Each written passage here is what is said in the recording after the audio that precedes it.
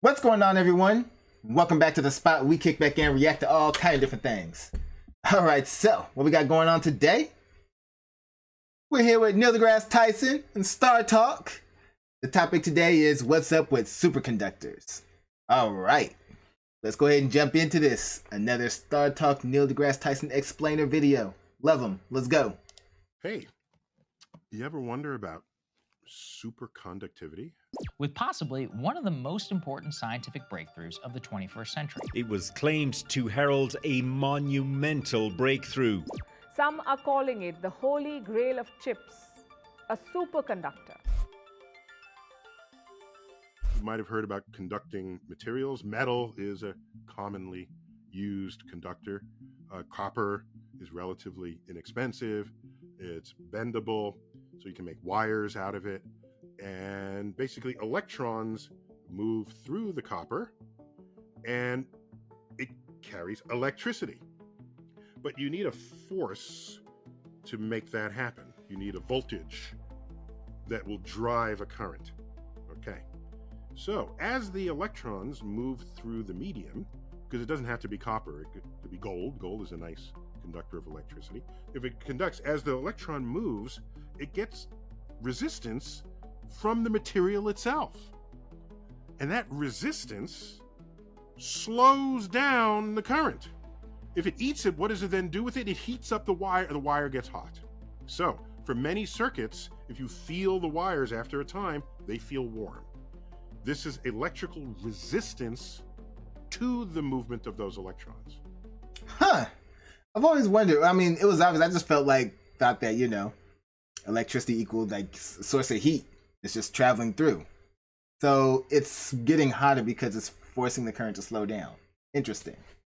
Sometimes you want resistance, and we've made electrical components called resistors. This enables you to change the current from one place to another, because not all current is useful in all places. Mm-hmm. So, well, that's one thing I learned when I was doing my trading cabling, learning the difference between accelerate current and direct current. So yeah, you do have to change the current for a lot of different devices. Otherwise, it just gets blown up.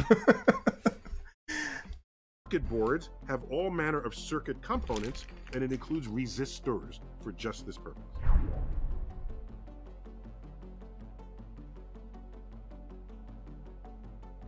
For some materials, there exists a temperature below which, and it happens abruptly, a temperature cold enough that below that temperature, all resistance drops to zero. You could take away the battery that's driving a voltage, and whatever current was there will stay in the wire forever. Wow. With no loss of current. That is superconductivity.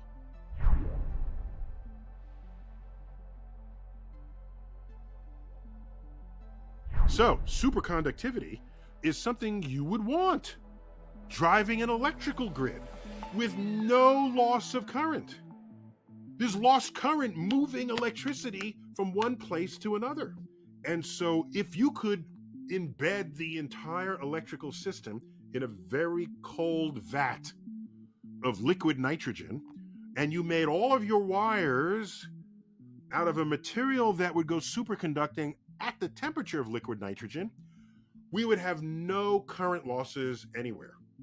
But who wants to live in liquid nitrogen? Okay. I was about to say, I'm like, while that would be a solution, it's like, that'd be too cold for us just to live in. Like, because I'm like, the shot with the, you know, power lines and stuff. It's like, if we came up with something to keep that under liquid nitrogen, then it's like, what about, you know, when they're on the sidewalk and stuff? Do we got to worry about that liquid nitrogen, like, filtering down to us on the sidewalk? Is it just going to make our normal atmosphere just colder than what it should be, like on that scale? So yeah, it's like, who would want to live in that? Too cold. Liquid, at what temperature? It's 70 degrees Kelvin. All right. If you dipped a banana in liquid nitrogen and pulled it out a minute later, and you could hit it with a hammer, it'll shatter. By the way, those would be high temperature superconductors. That's crazy.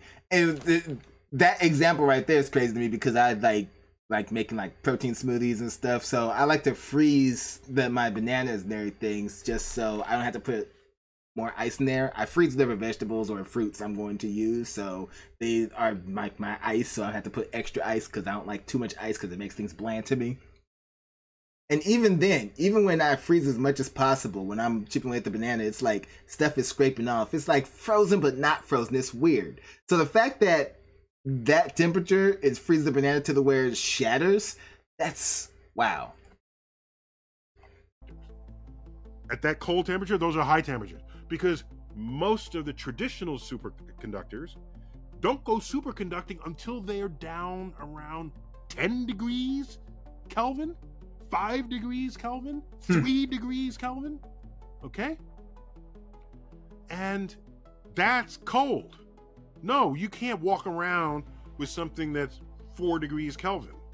Oh, by the way, officially, we don't use the term degree, referring to Kelvin. It's just 4 kelvins. But I'm reminding you that they are temperatures. So why is that cold? Because 0 Kelvin is the coldest possible temperature you can get. It's the absolute temperature scale.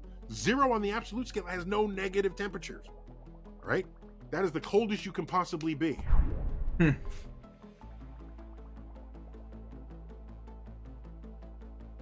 So there's a hunt for a room. Wait, room temperature how would that work? Considering the entire process is like it would have to be in something that would seal it, pretty much house it in a way to where none of it would leak out. That's the only way I would see that happening. So there's a hunt for a room temperature superconductor.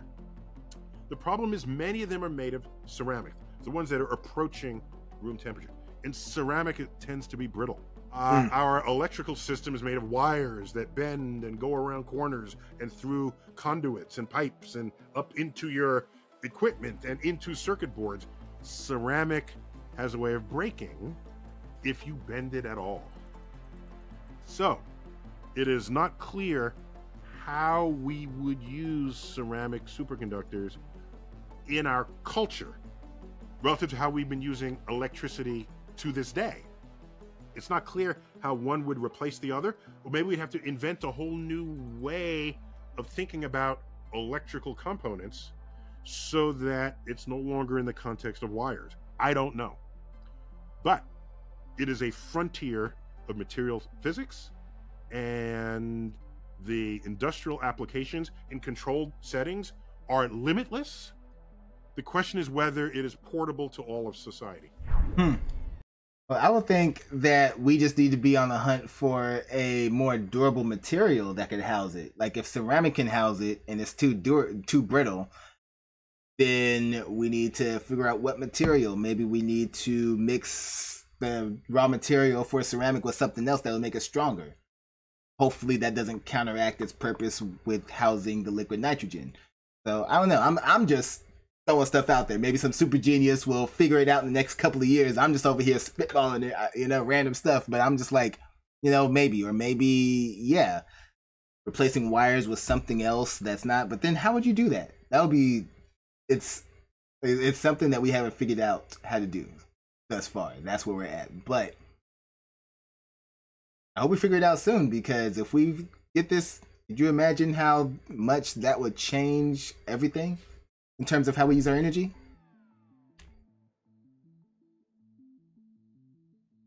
So another feature of superconductivity is that it rejects all magnetic fields. So what you can do a thing where you have a magnet attached to metal and it's attracted to it, and then you drop the temperature of that metal below its own superconducting threshold.